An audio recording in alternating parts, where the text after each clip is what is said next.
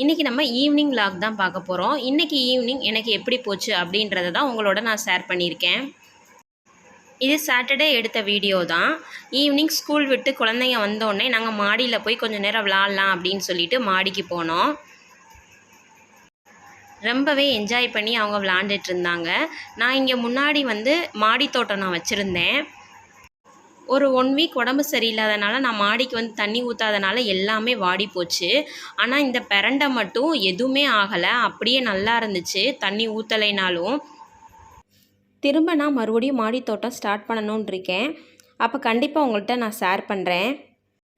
பெரண்டையில் சட்னி அரைச்சிங்கன்னா ரொம்பவே நல்லாயிருக்கும், உடம்புக்கும் ரொம்பவே சத்தானது.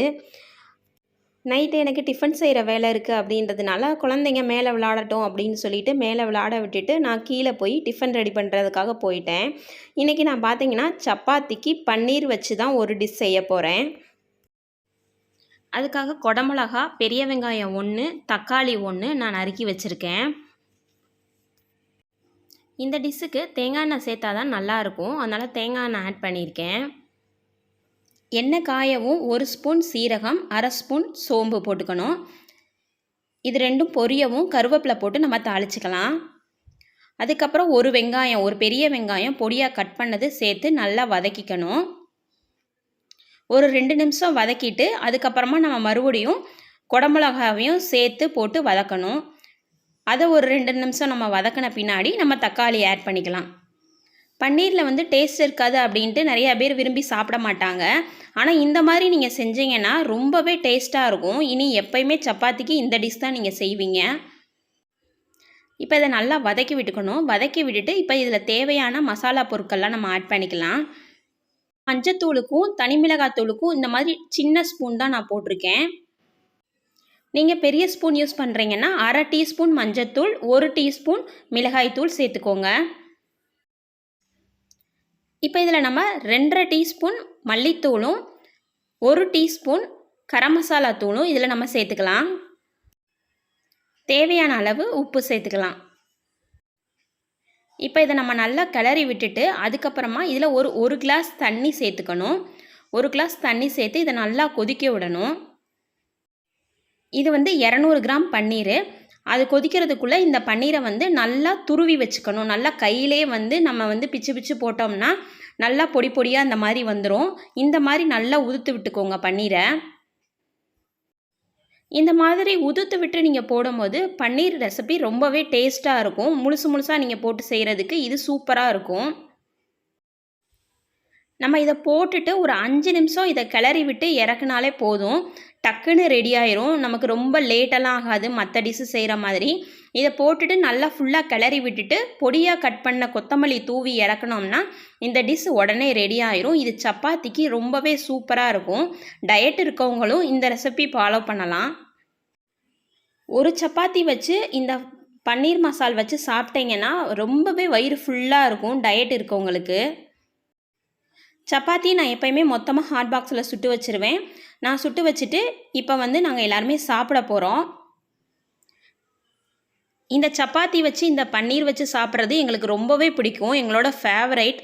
இது வச்சாலே என் குழந்தைங்க 2 பேரும் ரொம்ப ஆசையாக ஓடி வேகமாக சாப்பிட்டு முடிச்சிருவாங்க. சாட்டர்டே ஈவினிங் அப்படின்னாலே ரொம்பவே நாங்கள் ஜாலியாக இருப்போம். ஏன்னா என் ஹஸ்பண்ட் ஏதாவது ஒரு ஸ்நாக்ஸ் வாங்கிட்டு வருவாங்க. ஆனால் இன்றைக்கி ஸ்நாக்ஸ் எதுவும் வாங்கிட்டு வரல, ஃபிஷ்ஷு தான் வாங்கிட்டு வந்திருந்தாங்க. எங்கள் வீட்டில் நாங்கள் வாங்கி போட்டிருந்த 10 ஃபிஷ்ஷில் எல்லா ஃபிஷ்ஷுமே இறந்து போயிடுச்சு. 2 மட்டும்தான் இருந்துச்சு.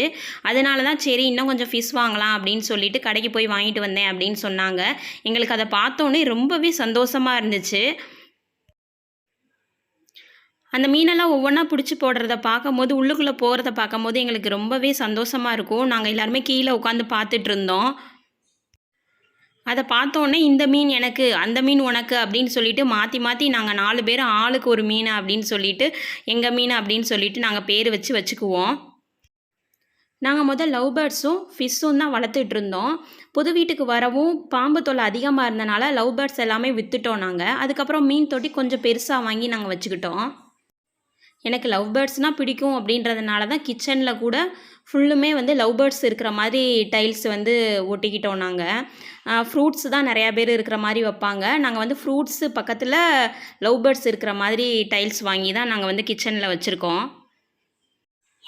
இந்த ஃபிஷ்ஷெல்லாம் பார்க்கும்போது எவ்வளோ ஸ்ட்ரெஸ் இருந்தாலும் அது உடனே போயிடும். நைட்டு பார்த்தீங்கன்னா எப்போயுமே நான் விளக்கி வச்சுட்டு படுத்துருவேன். விளக்கி வச்சுட்டு படுத்தா தான் நாளைக்கு காலையில் எந்திரிச்சு வந்து ஃப்ரெஷ்ஷாக வேலை செய்ய நமக்கு நல்லாயிருக்கும். அதனால் எப்போயுமே வந்து நைட்டே விளக்கி வச்சுருங்க.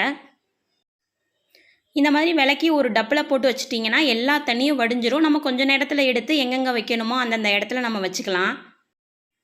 நான் ஒவ்வொருதுக்கும் தனித்தனியாக நார் வச்சுருக்கேன். இது பார்த்தீங்கன்னா சிங்க்கு கழுவுறதுக்கு, பால் சட்டி மற்ற பாத்திரம் விளக்கிறதுக்கு இது. இப்போ பார்த்தீங்கன்னா பின்னாடி வந்து டைல்ஸில் வந்து அந்த சோப்பு தெரிச்சிருக்கும். அந்த மாதிரி தெரிக்காமல் இருக்கிறதுக்கு இந்த மாதிரி விம் டப்பாவோட மூடியை எடுத்து நீங்கள் பின்னாடி வச்சுக்கிட்டீங்க அப்படின்னா அந்த பின்னாடி வந்து தெரிக்காது சோப்பு. டைல்ஸ் வந்து எப்போவும் நீட்டாக இருக்கும். இது ஒரு வேஸ்ட்டு பாத்திரம். நான் வந்து இந்த வேஸ்ட்டு பொருளெல்லாம் போடுறதுக்காக கருவேப்பிலை, கொத்தமல்லி இதெல்லாம் மீதமானதை போடுறதுக்காக எனக்குள்ளே வச்சுருக்கேன். நீங்கள் யூஸ் அண்ட் த்ரோ பிளாஸ்டிக் டப்பா கூட வச்சுக்கலாம் அந்த இடத்துல. இனி தூங்குகிற வேலை தான். தூங்குறதுக்கு முன்னாடி குடிக்கிறதுக்கு தண்ணி பிடிச்சிட்டு வெங்காயம், நாளைக்கு தேவையான வெங்காயத்தை நான் நைட்டே உரித்து வச்சுருவேன் நான். அப்போ தான் நாளைக்கு சண்டே அப்படின்றதுனால சீக்கிரம் வேலையை முடிச்சுட்டு எல்லாரோடையும் ஜாலியாக இருக்கலாம். இப்படி தான் என்னோட சாட்டர்டே ஈவினிங் போச்சு. உங்களோட சாட்டர்டே ஈவினிங் எப்படி போகும், ஜாலியாக இருப்பீங்களா அப்படின்றத கமெண்ட் பாக்ஸில் சொல்லுங்கள். இந்த வீடியோ உங்களுக்கு பிடிச்சிருந்துச்சுன்னா லைக் பண்ணுங்கள், ஷேர் பண்ணுங்கள், மறக்காமல் சப்ஸ்கிரைப் பண்ணி வச்சுக்கோங்க. பெல் சிம்பிளையும் கிளிக் பண்ணிக்கோங்க. நன்றி, வணக்கம்.